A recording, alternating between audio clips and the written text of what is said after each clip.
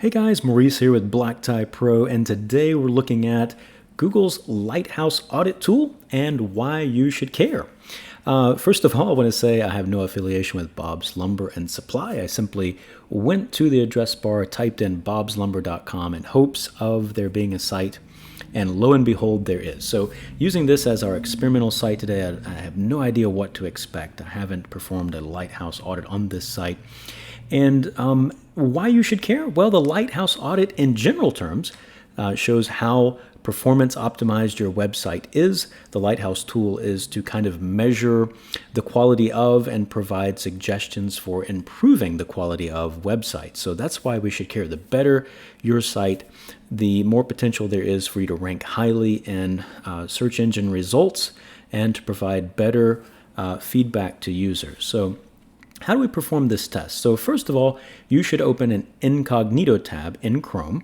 The reason you would do that is it's going to take away plugins and other things you may have in your browser that could potentially impact the test as it runs. So open an incognito tab, go to the web address in question, and from there click on the ellipsis, go to More Tools, Developer Tools, and you may have to click the chevron and select audits from a drop-down, depending on how your browser is arranged. But find audits, click on it, and from there just leave everything default and then generate report.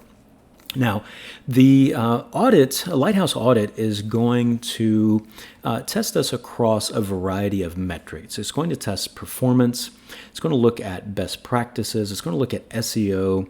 It's going to look at whether we're PWA optimized. And we'll kind of talk about each of these in turn and how to potentially improve them. So notice right away, Bob's Lumber and Supply gets feedback, and we have a range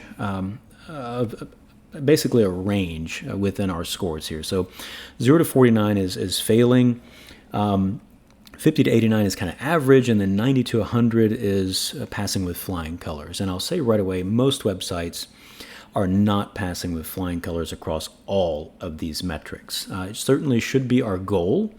At a bare minimum, we want to be average across all metrics. And if we're in the red in any of these categories, it's ground for immediate action. So in the case of Bob's Lumber and Supply, performance is grounds for immediate action. And notice PWA is gray, and we'll get to that here in a moment. So let's click. If you click on any of these, it takes us right to the summary and lets us know what the problems are. So notice here, we have a variety of metrics. We're not going to talk about all of them. We will talk about first contentful paint, first meaningful paint. These two are kind of synonymous in simple terms. And what that means is that in the case of this site, it's 5.3 seconds before anything meaningful displays. So we've all gone to a web page and we get this white screen or just kind of random things loading in the background. In the meantime, we're waiting, and people don't like that. So it's 5.3 seconds before this site has anything meaningful that we can interact with, read, click on, so on and so forth. The reason this is important, there's data to suggest that for every second that our site is not meaningful, we lose 10% of our audience. So what this may mean for Bob's Lumber and Supply is that about 50% of the audience is lost while these things are loading. So that's obviously a big problem. And the way to fix that, well, we continue down our report. Notice it gives feedback right away. We need to reduce the impact of third-party code and minimize main thread work and serve static assets. And a web administrator could help you decipher this. But in the case of Bob's Lumber and Supply, I would say right away, we need some caching going on to make this better.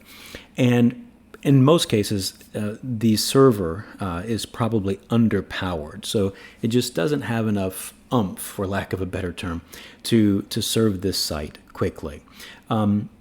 Let's go back up to the top, look at a couple of others. So accessibility, we're in the green, 95%, doing well there. Best practices, looks like we're pretty good there. There's a few recommendations, again, that a web admin could act on and get this up in the green probably very easily.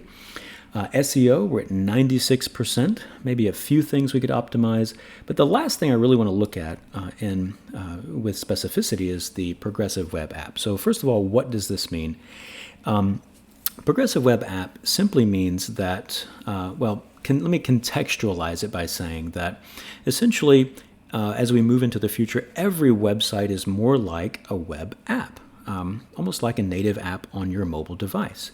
So as it's supported more and more moving into the future, where browsers prompt you to kind of add a site to the homepage, the impact of this is huge. So your website essentially becomes almost like a native app that users can add to their home screen on their device and then pull up and interact with.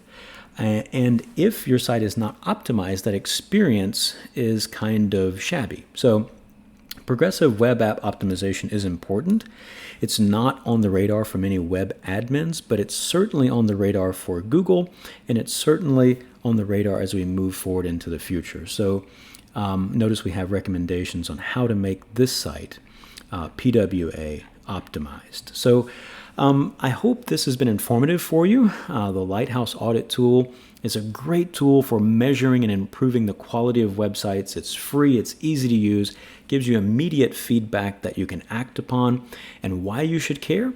Well, in simple terms, if you and your competitors' sites are essentially pretty equal, but one of you is much more performance optimized, according to our Lighthouse test, there's a very high chance that that site is going to rank higher in search engines. So it means more visibility for you.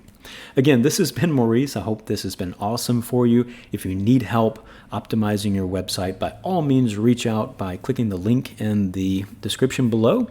And I look forward to seeing you in the next video. Thank you.